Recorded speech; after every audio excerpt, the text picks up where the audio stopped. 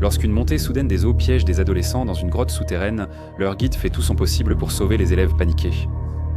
Avec seulement quelques minutes d'air restantes, une traversée catastrophique d'un tunnel étroit serait dévastatrice. Analyse fatale de la tragédie du gouffre de Manchester. Le voyage de nuit en 8e est le moment fort de l'année pour les élèves du collège Tadcaster Grammar au Royaume-Uni.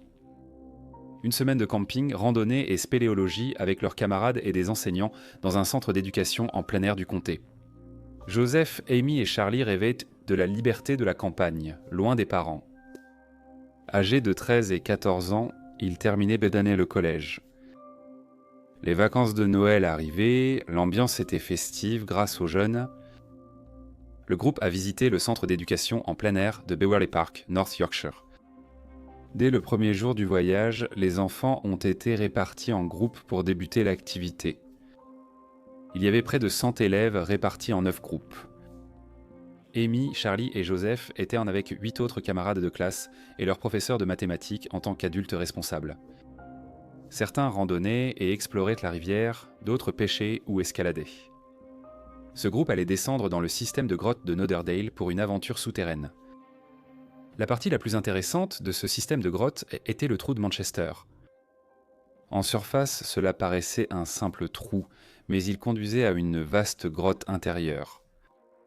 Le guide du camp qui allait diriger leur exploration était un bénévole de 17 ans qui avait déjà parcouru toutes les grottes auparavant. Les élèves ont suivi le guide et sont entrés un à un dans le trou. Un passage menait à une grande salle. Les enfants furent étonnés de découvrir cette grande chambre souterraine alors qu'à l'extérieur ce n'était qu'un simple trou. Les 13 membres circulaient dans la salle et grimpaient debout sur les rochers. Le sol était couvert d'eau, mais avec leurs bottes en caoutchouc, ils s'amusaient à patauger. Le plafond, haut de 15 mètres, était orné de stalactites dans une zone presque aussi vaste qu'un terrain de football. C'était une première expérience intéressante de la spéléologie, et les enfants avaient surmonté leur anxiété initiale en se faufilant dans le trou pour arriver ici. Après avoir traversé la grotte, un autre tunnel menait de cette salle à la suivante. Ils ont descendu des rochers par un chemin boueux, s'enfonçant sous terre. Après quelques minutes, le tunnel mena à une salle plus grande, différente de la première. La salle, plus basse et étroite, offrait assez de place pour que les 11 élèves grimpent et explorent. Il y avait plus d'eau au sol, mais leurs bottes les gardaient, à l'aise, alors qu'ils pataugeaient encore dans la boue. Leurs lampes frontales étaient indispensables dans la grotte sombre. Certaines lampes étaient faibles, mais ensemble, elles éclairaient suffisamment pour voir autour. Joseph, Charlie et Amy étaient ravis d'une nouvelle expérience. Mais ce sentiment allait changer lorsqu'ils virent le trou devant eux. Le petit tunnel de cette pièce était à peine un trou dans le sol. Il ne faisait que quelques pieds de haut et était assez étroit. Pour accéder à la pièce suivante, ils devaient ramper sur plus de 12 mètres dans un tunnel. Le passage était irrégulier et serpentait à gauche et à droite, puis descendait avant de remonter. Certaines formations rocheuses s'avançaient dans le passage, mais ils ont réussi à franchir et contourner tous les obstacles. Ce tunnel avait un ruisseau boueux au fond, ce qui a mouillé et sali les vêtements de tout le monde. Nerveux à cause du manque de lumière et de la visibilité limitée, ils ont été soulagés et excités en atteignant la fin et en se relevant. Le professeur de mathématiques, derrière le dernier élève, les encourageait à suivre le guide et avancer. En atteignant la fin du tunnel, l'ambiance dans la pièce était tendue. Le guide était inquiet parce que le niveau de l'eau était très élevé. Il faisait froid et il y avait du vent dehors, mais aucune pluie n'était prévue dans les prévisions météo. Il ne se rappelait pas que l'eau ait déjà été si haute. Les enfants avaient un de l'eau glacée jusqu'aux genoux et dans leurs bottes, sans endroit sec où aller. Ils étaient encore plus bas sous terre, et cette pièce manquait d'excitation.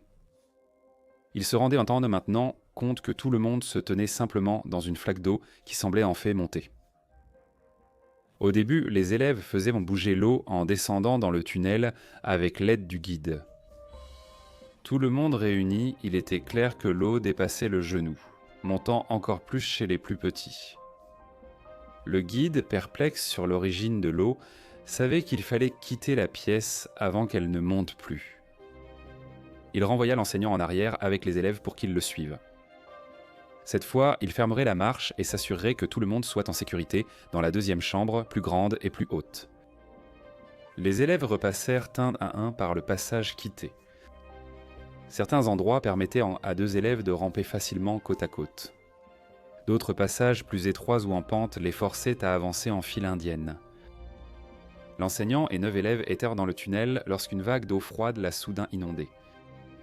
Les élèves à l'arrière étaient le paniqués et criaient vers l'avant, disant à tout le monde d'avancer rapidement. Certains étaient agenouillés dans 30 cm d'eau, tandis que d'autres avaient de l'eau jusqu'à la poitrine dans la partie inférieure du tunnel. L'eau montait, les enfants désespéraient de fuir ce piège. L'enseignant a vite quitté le tunnel et aidé à mettre les élèves en sécurité dans la seconde chambre. La montée rapide de l'eau était choquante. Plusieurs élèves se sont arrêtés avant le siphon, sachant qu'ils devraient retenir leur souffle et traverser le tunnel inondé. Tous pleuraient et criant sous l'air commun au sommet du tunnel.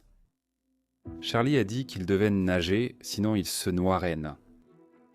Il savait pouvoir retenir sa respiration 2 minutes, mais pensait que cette zone sous-marine faisait juste quelques mètres. Il encouragea les autres, inspira profondément et plongea pour fuir la montée des eaux.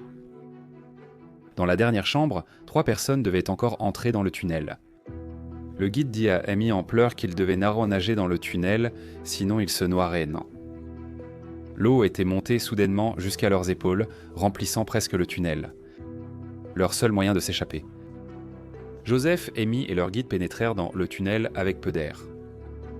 Une petite poche près de l'entrée obligeait à plonger sous l'eau en retenant son souffle pour passer rochers et stalactites. Dans une section sous-marine, ils ont trouvé les corps des étudiants devant eux. Le guide voulait reprendre son souffle ici avant de traverser le siphon, mais il n'y avait pas de place. Les étudiants étaient regroupés ici, essayant de reprendre leur souffle et de rassembler leur courage pour plonger sous l'eau, retenant leur respiration sans savoir ce qu'ils trouveraient de l'autre côté. Panique totale, il manquait de temps. Amy et Joseph n'avaient donc pas d'autre choix que de faire demi-tour et de retourner à la dernière poche d'air. Ils étaient maintenant revenus dans la pièce d'où ils étaient partis. L'eau montait et leur guide leur a dit de respirer profondément et de se préparer à bouger. Le temps pressait, l'eau montait jusqu'au plafond sans s'arrêter. Ils sont allés au bord de la poche d'air, ont repris leur souffle, puis ont replongé dans le tunnel étroit. Cette fois que les autres élèves ont été passés, et le guide a poussé son visage vers le haut pour prendre une dernière inspiration avant de descendre dans le siphon. Amy et Joseph le suivaient quand il est entré dans le siphon. Aucune autre poche d'air, seulement une nage frénétique pour survivre. Amy s'est précipitée dans la section étroite, tâtonnant le passage. Soudain, une main a saisi son bras et l'a tiré si fort qu'elle s'était libérée du siphon et traînée à travers le dernier tronçon du tunnel par le guide de 17 ans. Joseph fut le dernier à essayer de reprendre son souffle dans la poche d'air, mais lorsqu'il y arriva, il n'y avait plus d'air. Il a peut-être tenté de rentrer dans la pièce, mais elle était aussi inondée. Le groupe transi de froid, debout dans la seconde chambre, était stupéfait. L'eau continuait de monter et ils n'avaient aucune idée de la hauteur qu'elle pourrait atteindre. Le tunnel était complètement rempli d'eau et Joseph était toujours à l'intérieur. Le guide voulait retourner voir s'il pouvait aider à sortir Joseph de l'inondation mortelle, mais l'enseignant l'a arrêté devant une tâche impossible. 10 élèves restaient à évacuer des grottes pour les mettre en sécurité. Sachant combien il restait peu d'air lorsqu'il a dépassé la poche, le guide comprenait clairement que Joseph n'avait plus d'air à l'intérieur. Joseph était mort. L'enseignant et le guide ont ramené le groupe paniqué pour alerter les secours sur l'élève disparu. Ils ont été surpris de voir un ciel bleu et aucun signe de pluie. D'où venait l'eau ? Par une coïncidence tragique, les rafales de vent ce jour-là au réservoir de Scar House ont déclenché un torrent d'eau. Des milliers de gallons d'eau ont été soufflés par-dessus le barrage du réservoir, dévalant dans la rivière en contrebas.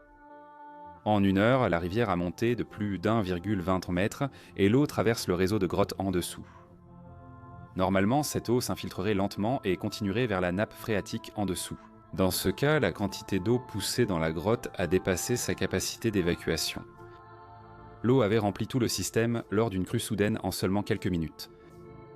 Les équipes de secours étaient arrivées à la grotte en moins de 20 minutes après avoir été appelées, mais la situation avait radicalement changé pendant ce temps. L'eau étant redescendue sous le genou, l'équipe a pu entrer dans le tunnel vers la dernière chambre. Là, ils ont découvert le corps de Joseph Lister. Ce qui devait être un voyage extraordinaire s'est soldé par des enfants traumatisés et un décès. Le conseil du comté, qui gérait le centre de plein air, est accusé de négligence pour ne pas avoir vérifié le réservoir avant d'entrer dans la grotte. Ils ont finalement été déclarés non coupables de ces accusations, car cet accident n'était pas prévisible et n'aurait pas pu être anticipé. Un tragique accident a coûté la vie à un élève brillant, avant que sa vie ne commence vraiment.